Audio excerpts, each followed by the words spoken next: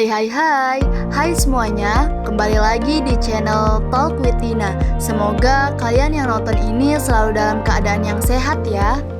Oke, pada pembahasan sebelumnya, kita mengulas mengenai sejarah gerakan perempuan Indonesia di masa prakemerdekaan, yaitu masa penjajahan Belanda dan penjajahan Jepang. Kali ini, kita akan membahas sejarah gerakan perempuan Indonesia di masa pasca kemerdekaan, yaitu setelah proklamasi kemerdekaan diumumkan.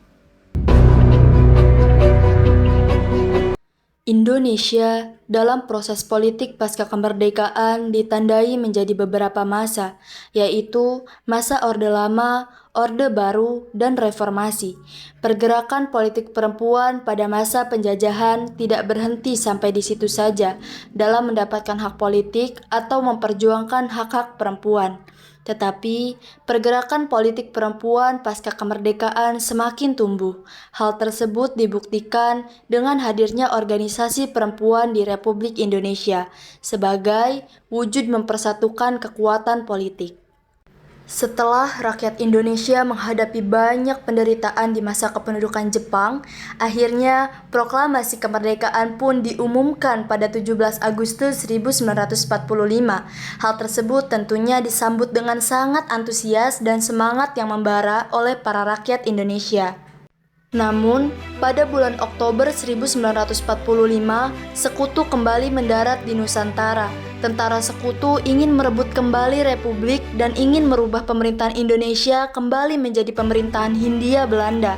Maka dari itu, terjadilah pertempuran antara tentara sekutu dengan para gerilyawan Indonesia yang pada saat itu mempertahankan Republik Indonesia setelah diproklamirkannya proklamasi. Meskipun dalam keadaan yang tegang tersebut, para perempuan berusaha untuk mengumpulkan uang sumbangan agar dapat mendirikan Tugu Kemerdekaan di Pegangsaan Timur nomor 56, agar bisa merayakan ulang tahun proklamasi Indonesia meskipun pada saat itu dihalang-halangi oleh para tentara sekutu. Pada masa ini, terbentuklah laskar-laskar perempuan atas prakarsa sendiri yang memperoleh latihan dari lembaga militer mengenai keterampilan dalam menembak, penyusupan ke wilayah musuh, dan pekerjaan palang merah. Nama-nama laskar yang terkenal adalah misalnya Barisan Putri, yaitu lanjutan dari zaman pendudukan Jepang, Laskar Wanita Indonesia yang dimulai di Bandung, Laskar Wanita Indonesia di Yogyakarta, dan yang lainnya. Terdapat beberapa aspek menarik mengenai Laskar Wanita ini. Laskar Wanita ini terbentuk dari para perempuan yang biasa bertugas di depan ataupun di belakang lapangan peperangan. Itu berarti perempuan memasuki bidang yang biasanya laki-laki lakukan. Tidak heran bahwa pada masa itu para orang tua dengan berat hati melepaskan anak perempuannya yang berumur 15 dan 18 tahun untuk masuk ke Laskar Wanita seperti yang terjadi di Bandung. Lalu, mulai muncullah beberapa stigma masyarakat. Masyarakat menganggap jika perempuan menjadi tentara adalah sesuatu yang tidak wajar. Padahal, menurut sejarah, terdapat tokoh-tokoh perempuan yang ikut berperang membela tanah air, seperti Cut Nyakdin, Cut Mutia, Nyi Ageng Serang, dan lain sebagainya. Bahkan, pada abad ke-18 dan ke-19, pasukan perempuanlah yang menjaga dan membela keraton di Jawa Tengah, sehingga Belanda pun terheran-heran melihat keberanian dan keperkasaan para perempuan.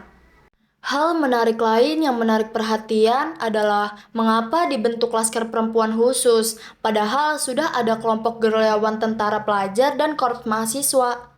Hal ini menunjukkan adanya aspek feminisme dalam laskar perempuan, yaitu untuk meningkatkan kedudukan dan peran perempuan, nasionalisme, dan persatuan. Di bidang politik ini, kaum perempuan pertama kali ikut pemilihan umum pada tahun 1955 dengan hasil anggota Dewan Perwakilan Rakyat berjumlah 17 orang, yang berarti 0,7% dari anggota seluruhnya. Organisasi perempuan yang paling terlibat dalam pemilihan umum tersebut tentunya organisasi perempuan yang merupakan bagian atau berafiliasi dengan partai politik.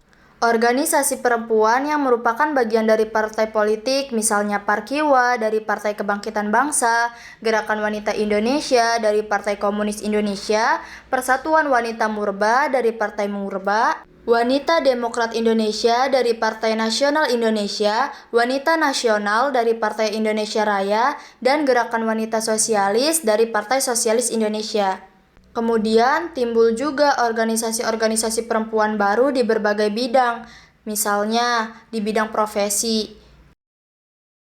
Nah, hal itu menunjukkan bahwa pada masa ini makin banyaknya perempuan berkarir dan juga berkontribusi di lembaga pemerintahan.